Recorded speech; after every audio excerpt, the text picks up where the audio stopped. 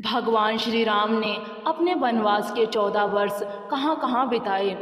यह तो आप सभी लोग जानते हैं कि भगवान श्री राम ने अपने 14 वर्ष वन में बिताए थे और उनके साथ में माता सीता और लक्ष्मण भी गए थे। क्या आपके मन में भी यह सवाल आते हैं कि क्या भगवान श्री राम जब 14 वर्ष के लिए वनवास गए थे तब वह किन किन स्थानों पर गए थे? यदि आप नहीं जानते हैं, चलिए तो फिर जान लेते हैं कि भगवान श्री राम किन किन जगहों पर गए थे।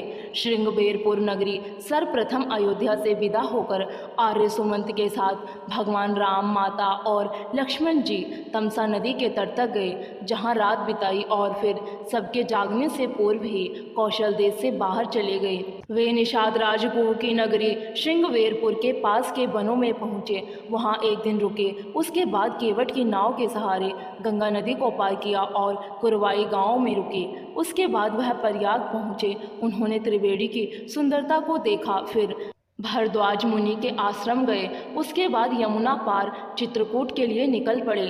फिर वह चित्रकूट गए। यहाँ उन्होंने वाल्मीकि आश्रम में महर्षि से भेंट की। उसके बाद गंगा की धारा मंदाकिनी नदी के किनारे कुटिया बनाकर रहने लगे।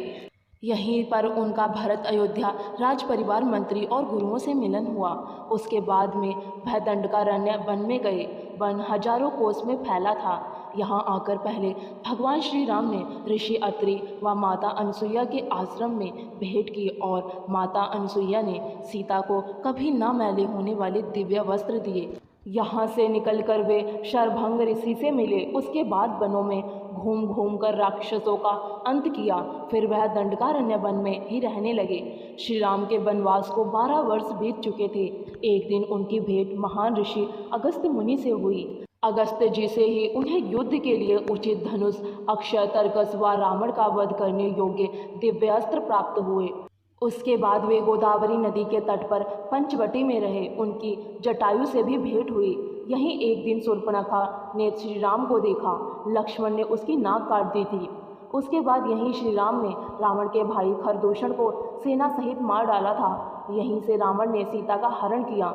सीता हरण के बाद श्री राम मतंग ऋषि के आश्रम पहुँचे, जहाँ शबरी से मिले। माता शबरी को दर्शन देने के बाद उनकी मनोकामना पूर्ण कर उनका अंतिम संस्कार किया। वहाँ से उन्हें किष्किंधा के राजा बाली के छोटे भाई सुग्रीव का पता चला। वे ऋषिमुख पर्वत पर पहुँचे, जहाँ हनुमान, सुग्रीव आदि से मिले। सीता जी की खोज होने पर धनुषकोडी पहुँचे, जहाँ रामेश्वर की स्थापना की। अंत में लंका पहुँचे थे। रावण का वध करके माता सीता को लेकर वह पुनः अयोध्या गए।